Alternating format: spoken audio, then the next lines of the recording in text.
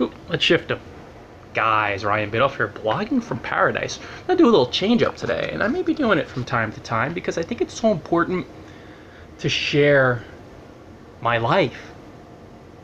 You know, I've been a full-time digital nomad for the past 6 years, so this means that I've traveled the world. And it means I have some crazy experiences to recount. Like Kelly and I don't do the normal tourist shit where you're popping in and out of a main hub, and that's okay. People do that, I understand. But we stay places for months at a time. When you stay places for months at a time, you're going to get the real authentic experience, as people say. But you really do, because when you stay somewhere longer, you're going to have interesting things happen, fascinating things happen. You're going to learn so much more about a place, and you will have some wacky shit happen too, and especially in a place like India. So this ties in perfectly with my ebook of the day, which is, I'm going to read the chapters now, 5 memorable India travel experiences. And I think it's so important, guys, for you as a blogger and for me too, to share my life, because we see each other sometimes as these one-dimensional beings. Oh, he's a guest posting machine or a blog commenting machine or writing machine, and that's all well and good, but when you understand what I've experienced on the road, you could see why I am who I am. It's very easy to look at someone and think they're gifted or talented or blessed, and this kind of goes in with the recent ebook too, Dangerous Assumptions to Make About Successful Bloggers. Wow, it's gorgeous today. Look at the light shining off my glowing face, my pale face, Casper. But again, this is a change up from the regular blogging tip stuff, but it's really important because it shows why I am who I am and my energetic nature and how I create and do things that I do, and if I appear to be everywhere. And when you face really, really deep fears, and I faced a few in India, one especially because I almost died, I noticed when you face these really deep fears, all the crap that saddles people down, like the day-to-day stuff. Oh, I can't get the idea for my guest post, and oh, writer's block, and I'm just a little nervous. That stuff just vanishes. Most people will see you as being totally fearless because you face some real shit. You know, when you almost die, and you know, a fair number of us have had these experiences, but the India experience was just insane. I mean, it was hardcore. But rather than looking at it as being so bad and it was misery and prolonged suffering, come here, Delilah. When it happened, of course it was, I see it as the ultimate blessing because it purged out so many deep terrors and fears. Pretty decent chunk of the fear of death, and I'm still afraid to die, of course, but it's just changed my perspective, and so many things I was afraid of in the past I don't give a shit about now. When you face that, the energy dissolves. So I guess the main idea behind this ebook, and again, you could buy it on Amazon or you could buy it at bloggingfromparadise.com/ebooks, is you get to learn, hi Delilah, the person. It's not a one-dimensional being, it's a multi-dimensional being. The person, the personality, the human being behind the blog, behind the brand, behind the words on the screen, behind the videos. And you're like, that's so cool, that really happened in his life. And I do share, if you see on the right side of my blog, travel posts, I believe. You'll see a widget, which are pages I've set up for my blog. Because everything I'm blogging from Paradise through the main feed, the RSS, is blogging tips related. How to retire to a life of island hopping through smart blogging, and I work in my travel stories, but I publish a travel page once a week, which is really fun because it gives you a glimpse into some of the fun, death-defying, wacky crap that's happened in my life, and it's entertaining. I could be the guinea pig if you don't want to travel, and this ebook, again, it's an entertaining read because these are pretty wild experiences. Not all of them were off the wall or crazy, but let's just dive in, okay? And these are things that I've gone through. Guys, share more of your life. This is what I'm doing. It shows that you're not a one-dimensional being. It's fun because you see the humanity. And when you have some interesting stuff to share, and really it could be anything, just share it. And it's going to help people get to know you as a human being, which makes them get to know you as a blogger. Number 1, Kelly and I, of course, traveled to India in 2013. We spent about 2.5 months in Pondicherry, in Chennai, in Bangalore, in Kovalam Beach, and in Muhamma. Yeah, those are the places. So number 1, scratch my head, madness in Muhamma. Okay, when I was in Muhamma, which I believe is in Kerala, the province of Kerala, which is gorgeous, we stayed in this place in the rice fields, really amazingly gorgeous place. But as we were traveling from Bangalore to Mahama, I noticed something was really off. We stopped at the bus station in Cochin, aka Kochi,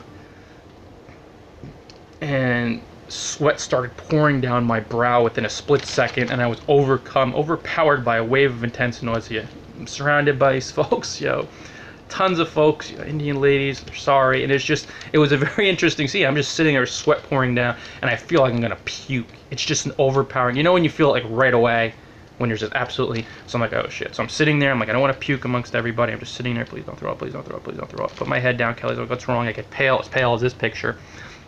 I got up, I headed to the shitter, and when I walked away, I thought maybe I had to poop, or some diarrhea there. And I didn't, but the feeling passed. So I'm like, okay, so then we take the bus to Mahama, which is probably, Indian friends, all my Indian readers, you can correct me, but was it like an hour? A couple hours from Cochin to Mahama? I want to say that it was. Long and short of, we get there, things start going south. Each day, my appetite wanes. I'm less and less hungry. And then I lose it altogether. I'm barely drinking any water. I took a couple bites of this little Indian treat that was delicious, almost like a little samosa. But Kelly's doing her thing, and she's like, you okay, you okay? I'm okay, it's deli belly, it's just a few days, just, I've had it before, you feel a little sick to your stomach, but it started getting worse and worse and worse. So long and the short of it, it was my fault for not going to the doctor right away. But after about 9 days, and it's just getting worse and worse and worse, I'm barely drinking any water, I haven't eaten in 9 days, I get really gaunt and I feel weak, and over time, to mention, this persistent nausea every couple hours, maybe 6 to 8 hours, it would just be overcome by it. And that was the deepest form of suffering. That was the madness, really.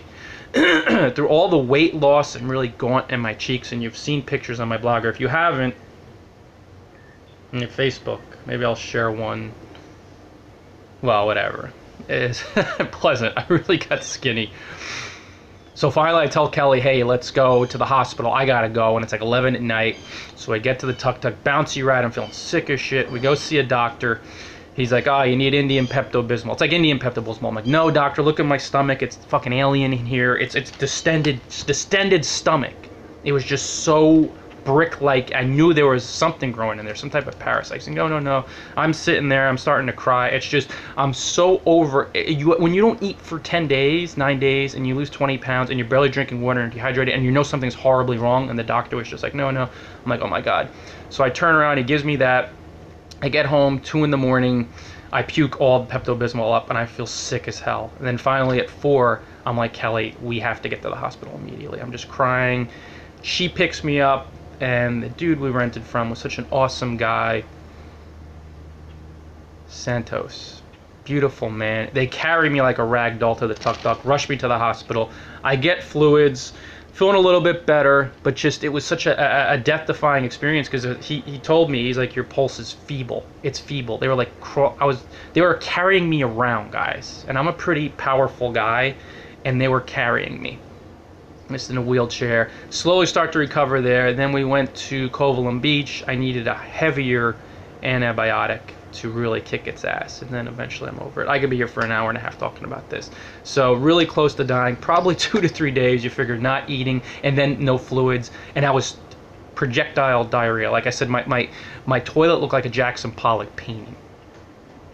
It was like Fruity Pebble. It was really intense, guys. Really, really big time. So another couple days, and no fluids. I was sweating it out. The fluids are so low. It was the dehydration, ultimately. But we found out it was Giardia that caused the sickness, but the dehydration was what really, really was almost the killer. So that was that. Madness in Muhammad. Chapter 2 of the ebook, which is available on Amazon. Right, Molly? Molly had Giardia too when we took her in. She followed us home from the steel plant around the corner, way down the street. Molly had Giardia, so we were bosom buddies like that. Number 2, beauty in Kovalam Beach. Wild per se, but this was just a really gorgeous place. I guess the wildness was, I was recovering from a deathly illness. So you know that feeling of relief after you're kind of sick, or you've had a stomach virus, and how the elation. Well, I had this feeling of elation combined with being this beautiful being in this beautiful, gorgeous place known as Kovalan Beach. We're in the middle of a jungle. I'm seeing these, what were they, weasels, whatever the hell they were, walking around on the front porch. It was such a pristine, beautiful, back to nature type place. The folks were incredibly kind, incredibly kind, beautiful. 98% literacy rate, so everything was clean, which was neat. Virtually everybody was fluent English, so they just BS you. It was almost like you're in the South in the U.S. They were so friendly and kind and genteel. Not want to talk to you about getting in their tuk-tuk or supporting their business. They just wanted to bullshit with you. So it was like a really wild experience in that it was like being in the South in the U.S., and the folks were just so kind. The pace of living, it was a change up from so much more of India, which was a lot more intense and chaotic and frenetic, although there's a controlled nature to that, which we know. So that was a really cool experience. Number 3, Puppy Patrol in Pondicherry. We watched a lot of dogs in Pondicherry because there are street dogs everywhere, it tugged at your heartstrings. We even took a puppy in, and it was heart-wrenching. We took a puppy in. It was a couple days old. It was pretty sick to begin with. We named him Raja, which meant king. And he wound up perishing. He wound up dying after a few days in the apartment. So that was kind of a wild experience because it brought up a lot of stuff I'd buried about my mother. You know, the grief there with her being sick, and then just other stuff in my life from my childhood that maybe we'll go into a future video. But when you let that stuff up, like the grief and the anger and the frustration, it caused for some really wild days there. And especially when the puppy perished, it was very difficult. And then another dog we were taking care of outside, and I don't even think we named him. He looked like an African wild dog that was bulimic. It was just horrible. He was so thin, and we thought he disappeared for a few days, but we were giving him water, giving him food. He shows up a few days later looking a little bit better, then he disappears for like a week. I'm like, holy shit. But then we walked down to the water in Pondicherry, and he was by the bay. Somebody must have picked him up and brought him down there because they fed the dogs down there. So we'd feed the dogs down by the bay and on the streets, and you know, we're not the Mother Teresa stray dogs in Pondicherry, but ironically enough, one of Mother Teresa's service centers, I guess you'll say. Soup kitchens, right word. It was 3 houses down from us, which is pretty neat in Pondicherry too. But we take care of the dogs, we buy stuff. Some of the local folks are looking at us like, what the hell are they doing? Because a lot of folks maybe see dogs as just animals, and like, you know, they're vermin or whatever. So they give us these strange looks. And then strangely enough, they'd snap pictures, and that was kind of bizarre too. We were definitely on the exotic side because we were white skinned amongst a billion Indians. And they kind of like taking pictures of tourists of like, hey, come here, let's take a picture and smile. Like, you know, I felt like a bit of a freak show. No, it was fun though. I had fun with it. So that was another fun, interesting, fascinating thing that was going on there. Number 4. This is 4 wild things. And this is open toilets just about anywhere. And this is a policy we learned of in India. Southern India. Maybe northern too, in certain places. And this is not all Indians, it's just for some folks. It's just the way that it is. And don't judge it, guys. It's just funny. I say it's wild, I say it's funny, but it's not a big deal to me. I know some folks might be like, oh my God, it's filthy, or it's so... It just is how it is, and it's not a big deal. That's when you travel, you realize you don't judge. You open up to people, you open up to experiences, and it helps you with your blog. It helps you with everything in life, because when you face these fears or go through these different things, when you come back to your home, especially in like a Western country that's super developed, you're going to be like, nothing's going to bother you. Virtually nothing will bother you. All your problems will dissolve. You purge out so much stuff. We were driving or riding on a bus, and I'm trying to think where we were going. I'm pretty sure it was maybe from Bangalore to Chennai? No, wherever it was. Maybe it was from Aleppi to Cochin. Doesn't matter. So we get off the bus, and we'd been using some restrooms in some places and some loos, and I was a whiz kid, kind of, you know, aiming for the walls in places, because a lot of times the guys just whip it out and go to town. So Kelly looks at the bus driver, and he was kind of in a rush, and I'm just, you know, painting the town red or painting the town yellow, you know what I mean? And Kelly looks at the bus driver, and she goes, do you know where the bathroom is? And he just looks at her, and he goes, open toilet. And Kelly looks back at him. She's like, where's the open toilet? And he just goes, anywhere. I thought it was funny, because we had to take a crap where they have to, you know, urinate. It's just And I just sort of open toilet. Where's the open toilet? Because you're thinking like it's an open toilet, maybe open air. Who knows? You know, in India, it's just how it is sometimes in some rural spots. And he's like, anywhere. So that's kind of the feel of some of the stuff we've experienced on the road. And it's not people crapping all over in India. You only saw it a few times.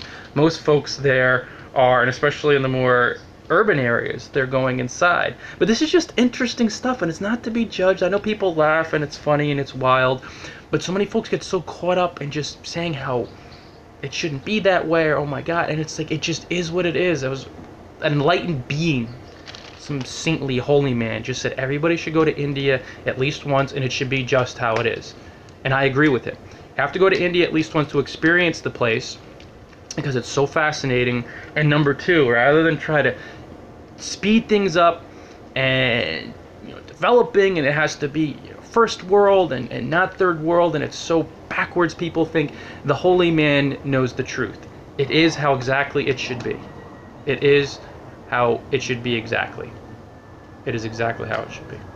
Something like that. And that's the beauty of a place like India, or a place like Myanmar we visited a couple months ago, or a place like Cambodia even, which is developing, Phnom Penh, some of the centers. But when you get into these more remote outposts, you see that it's just life. And that's the beauty of what the Indian sage, I forget his name, the mystic, it wasn't Sai Baba, who I came to connect with when I was there on a deeper level, ethers perhaps, but you realize that rather than judging, just let it be as it is. And a place like that brings up so much of your fears and so much of your stuff. It's really the ultimate blessing, because that's the stuff you needed to purge out to see clearly and to see the truth. Guy knows what he's talking about. And number 5, meeting my blogging buddies in Muhammad and Chennai. I met Amal Rafiq, who developed the old design for cashwiththedrudragents.com, my old blog. I met up with him. I met up with Nirmala in Chennai. I met up with Shamim in Chennai. He found me, which was so cool. I got a call from downstairs. I guess he was talking to Nirmala, or I don't know, but it was, and it's Nirmala from my Magic Fundas. It was so cool meeting with these friends of mine who I'd known for years online, and then I got to meet them in person when I was there, and that was wild, because there's no experience like meeting someone in person that you know it online, a fellow blogger for months, or even for weeks, but for months, but especially years, and then you meet them in person in their hometown, in their home country. This is the best feeling of working online. Money's awesome. The lifestyle's awesome. Serving's awesome. I mean, it's mainly serving, and that's where all the fun is. The money is extra. The lifestyle's extra. When you meet people in person, it is such an incredibly, such a unbelievable surge of joy. That's all I could say. It's so much fun. And that was maybe the wildest experience. Well, no, almost time probably was. But it was so much fun to meet these rocking folks in person. And the prior month in Kathmandu, Nepal, I met Suresh Kanal of Bivori.com and also Niraj Bisal. And they're Kathmandu natives, and I met them, fellow bloggers I'd known for years. And this is in my old blogging days. This was the old Kasva days before Blogging Paradise. So I really didn't integrate it into my brand as much, maybe a little later on, because I wasn't doing it. That was more like a different blog, a different vibe, a different energy. So guys, thanks so much for watching. I appreciate it. I hope you enjoyed some of these stories. You could live vicariously through me, everybody who's on the broadcast, watching the replay, and whenever you get to it, or maybe 15 years down the road when I'm getting 2 million views per video. Who knows, man? You don't know. You just got to keep creating and having fun. But the call to action would be, buy the ebook on Amazon, and I'll link into the ebooks page below. You'll find it. 5 memorable India travel experiences. For you, it'll be fun to live vicariously through me, perhaps, and it gives you a better idea of why I am who I am. Sometimes you look at someone and you just think they're some type of machine, or just driven and focused. When you see that I've gone through these experiences, you understand why I could tell a story, and why I'm not saddled by so many fears that people face in the blogging world. When you face this other stuff and you embrace it and you release it, and especially traveling to a place like India, it helps you suspend judgment and be present and spread love and see the beauty in things as they are. And then that's carried over to my blogging career, and it's created the, some may say, dynamo that you're seeing today. So thanks so much for joining, guys. Much love to yous and you, but I say yous because I'm originally from Elizabeth, Northern New Jersey. Until next time, Oh, there you go, Chris. Oh, wait a second. Didn't get a notification. Just happened to open the YouTube app. Yeah, that's weird, Chris. I don't know why it's not doing this, but yeah, this is an interesting one, Chris. This is a change up. It is 5 memorable India travel experiences, which I link into because today's ebook of the day is 5 memorable. Okay, I'm not gonna lie, it's right here. 5 memorable India travel experiences. Woo! It's the ebook I wrote on Amazon, and I just talked about, Chris, why it is so, and you'll see on the replay, why it's so important to get a feel for the multi-dimensions of a person. Well, that's true. It could be, Chris, and not just the one-dimensional blogger. So I talk about, you know, sharing my story, and all of us, how important it is to share your story and different experiences. I know a lot of folks want to either live vicariously through me, or they really want to travel, and they want to get a feel for what it's like being in India. So I just share some wacky stuff. I'm going to roll, Chris. I'll see you on Facebook in a few minutes, and on Periscope as well. Hopefully those things aren't buggy, sometimes in and out. But I'm going to roll and get right over to there. Thanks so much for joining, bro. I will see you in a few. Everybody else, hey, thanks so much for watching. I really appreciate it. Enjoy the ebook. I'll link into bloggingparadise.com/ebooks when I gussy this one up in a little bit. And you could find it on Amazon. So until next time, thumbs up, brother. Enjoy paradise.